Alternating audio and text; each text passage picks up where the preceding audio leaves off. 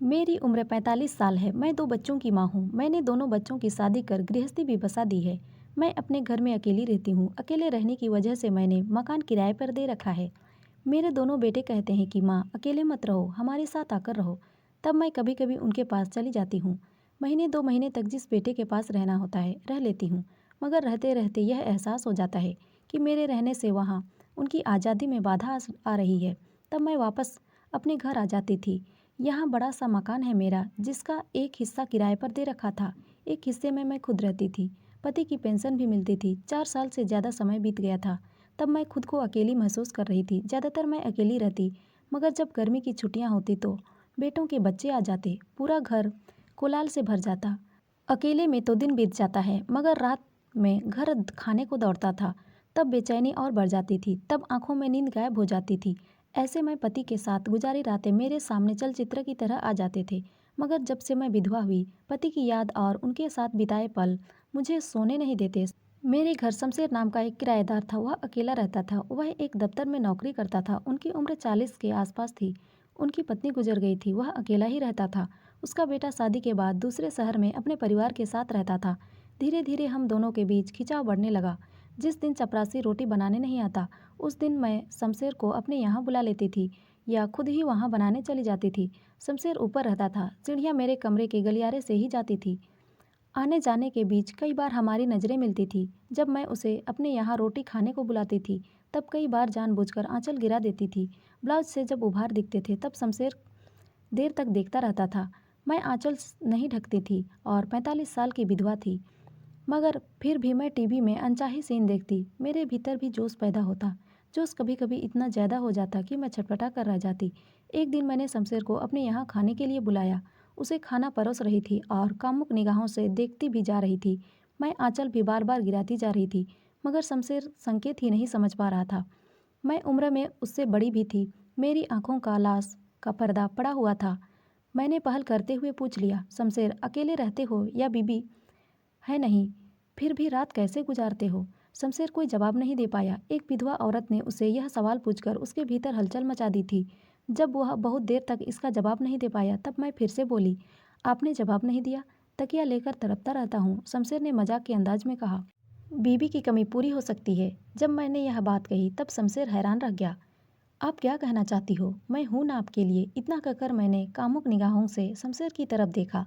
आप उम्र में मुझसे बड़ी हैं। बड़ी हुई तो क्या हुआ? एक औरत का दिल है मेरे पास। ठीक है, आप खुद कह रही हैं तो मुझे कोई ऐतराज नहीं। इसके बाद तो हम एक दूसरे के बेडरूम में जाने लगे। जल्द ही हमारे संबंधों को लेकर शक होने लगा। एक दिन मेरी पड़ोस में रहने वाली सविता ने मुझसे कहा, यह मैं क्या सुन रही हूँ अनीता? तुम तब मैं बोली, क्या सुन रही हो सबिता? तुम्हारा शमशेर के साथ संबंध है? हाँ है, यह जानते हुए कि तुम विधवा हो और एक विधवा किसी के साथ संबंध नहीं रख सकती, सबिता ने समझाते हुए कहा। पल भर रुककर वह फिर बोली, फिर तो 45 साल की हो गई है, तो क्या हुआ? मैंने कहा, औरत बूढ़ी हो जाती है, तब उसकी इच्छा नहीं जागती। क्या तू भी 41 साल के आसपास है? तेरी भी इच्छा जब होती होगी, तो क्या भाई साहब के साथ हम बदन नहीं होती होगी? सबिता कोई जवाब नहीं दे पाई। मैंने जो कुछ कहा सच कहा था। वह भी तो इस उम्र में हम बिस्तर होती है। फिर मैं विधवा हूँ तो क्या आखिर औरत का दिल ही तो है? उसने कोई जवाब नहीं दिया। तब मैं बोली, जवाब तूने नहीं दिया? तूने जो कहा सच कहा, सबिता अपनी रजामंदी देते हुए बोली। औरत अगर विधवा है तो उसके साथ ये सामाजिक बंधन क्यों? अगर किसी की पत्नी गुजर जाती है तो वह इधर उधर मारता फिरे, तब यह समाज उसे कुछ ना कहे, क्योंकि वह मर्द है। मगर औरत किसी के साथ संबंध बनाए तब वह गुनाह हो जाता है। तो फिर शमशेर के साथ शादी क्यों नहीं कर लेती? सबिता ने सवाल किया। आजकल लिविंग रिलेशनशिप का जमाना है, मैं बोली। क्या दोस्त बनकर नहीं रह सकते? ठीक है, तेरी मर्जी में जो आए वह कर। मैंने जो सुना था कह दिया। नाराज होकर सबिता बोली, मगर तू 2 बच्चों की माँ है। वे सुनेंगे तब उन पर क्या गुजरेगी? यह सोचा भी है कभी? हाँ, सब सोच लिया है। क्या बच्चे नहीं जानते कि माँ बाप के दिल में क्या छिपा हुआ है? उसकी इच्छा जागती होगी। ये समझाते हुए मैं बोली, देखो सबिता, इस बारे में मत सोचो। ठीक है बाबा, अब इस बारे में तुझसे कुछ नहीं पूछूंगी। तेरी मर्जी में जो आए वह कह कर। कहकर सबिता चली गई। सबिता ने जो कुछ मेरे बारे में कहा था सच था, मगर आज सबिता ने हमारे संबंधों को लेकर जो बात कही उसे साफ साफ कहकर मैंने अपने मन की सारी हालत बता दी।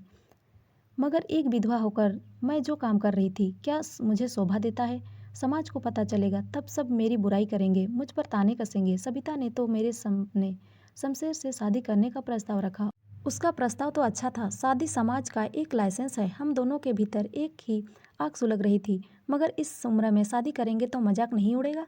अगर इस तरह से संबंध रखेंगे तब भी तो मजाक ही बनेगा। मैं बड़ी दुविधा में फंस गई। मैंने आगे बढ़कर संबंध बनाए थे। इससे अच्छा है कि शादी कर लूँ।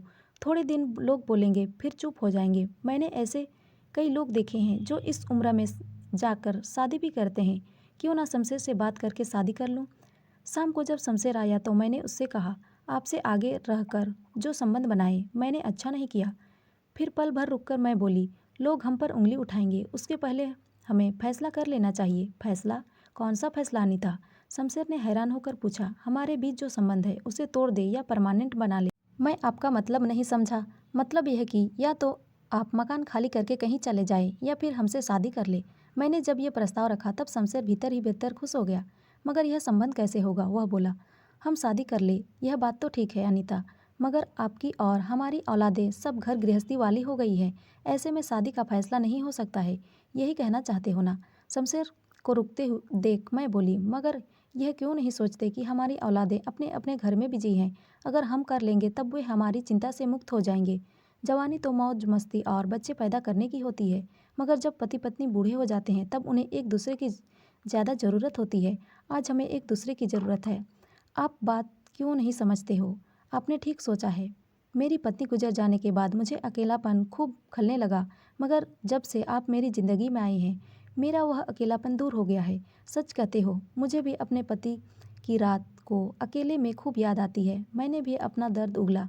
मतलब यह कि हम दोनों ही एक ही आग में सुलग रहे हैं। अब हमें शादी किस तरह करनी चाहिए इस पर सोचना चाहिए। आप शादी के लिए राजी हो गए। बहुत सालों के बाद मेरे चेहरे पर खुशी झलकी थी। मैं आगे बोली, शादी किस तरह करनी है यह सब मैंने सोच लिया है। क्या सोच लिया है आपने? अदालत में गुपचुप तरीके से खास दोस्तों की मौजूदगी में शादी करेंगे, ठीक है, मगर इसकी हवा किसी को भी नहीं लगनी चाहिए, यहाँ तक कि अपने बच्चों को भी नहीं। मगर बच्चों को तो बताना ही पड़ेगा, शमशेर ने कहा। जब हमारे हाथ पैर नहीं चलेंगे तब वही संभाल लेंगे। शादी के बाद हमें एक पार्टी देंगे जिसका इंतजाम हमारे बच्चे करेंगे। जब मैंने यह बात कही तब शमशेर भी सहमत हो गया।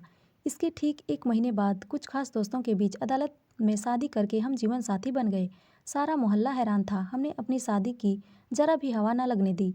हमारी अनोखी शादी पर लोगों ने हमारी खिल्ली उड़ाई, मगर हमने इसकी जरा भी परवाह नहीं की। कोई खुश हो या ना हो, हमारी औलाद इस शादी से बहुत खुश थी, क्योंकि उन्हें माता पिता की एक नई जोड़ी जो मिल गई थी। तो दोस्तों, ये कहानी आपको कैसी लगी कमेंट में ज़रूर बताएं, और अच्छी लगी हो तो लाइक शेयर और सब्सक्राइब ज़रूर करें। धन्यवाद।